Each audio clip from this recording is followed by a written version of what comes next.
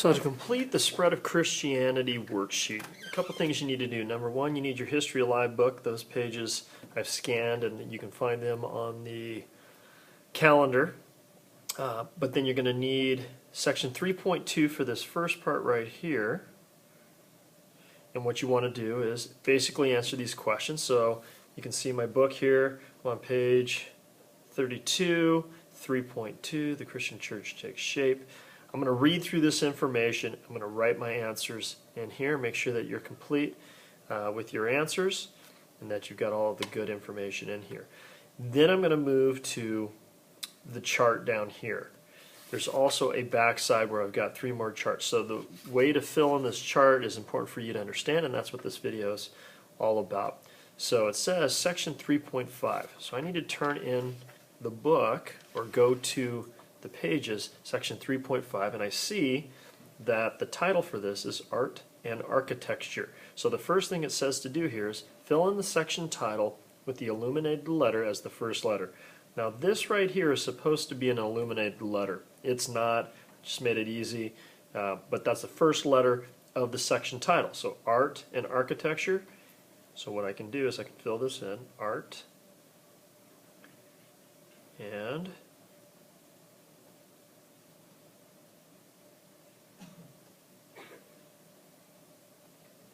Architecture, and you notice that it fits perfectly in, so I know I'm on the right section and I'm ready to go.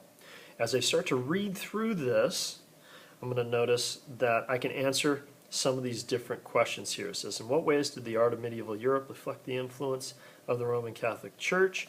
And as I read through here, I'm going to find that answer in here. I'm going to write that answer in here as best I can.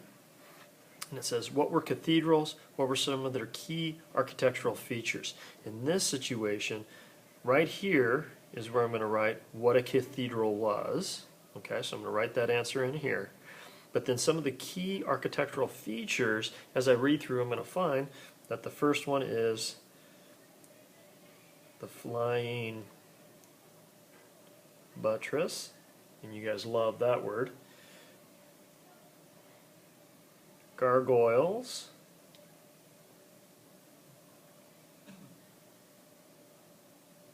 and the stained glass window.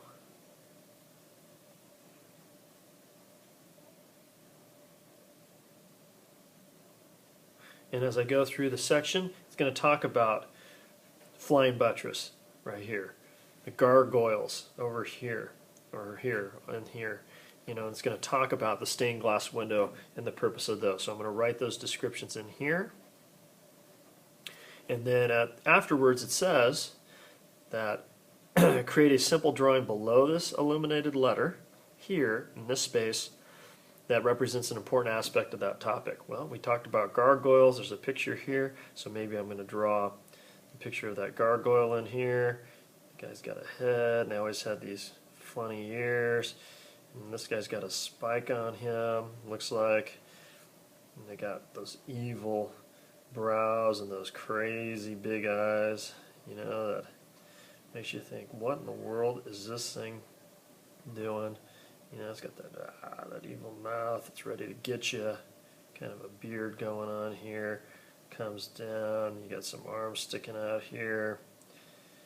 You know, you got some muscles rippled in there. You know. You got some fingers going, you know, but this was perched on the edge of the cathedral here, and it tells you what gargoyles were actually used for in these castles and things.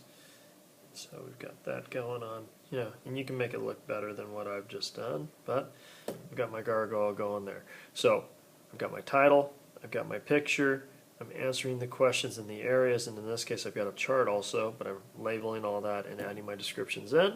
And when I'm done, flip it over, finish E, H, and M. Make sure you look at the section numbers to know which section in your textbook to look at.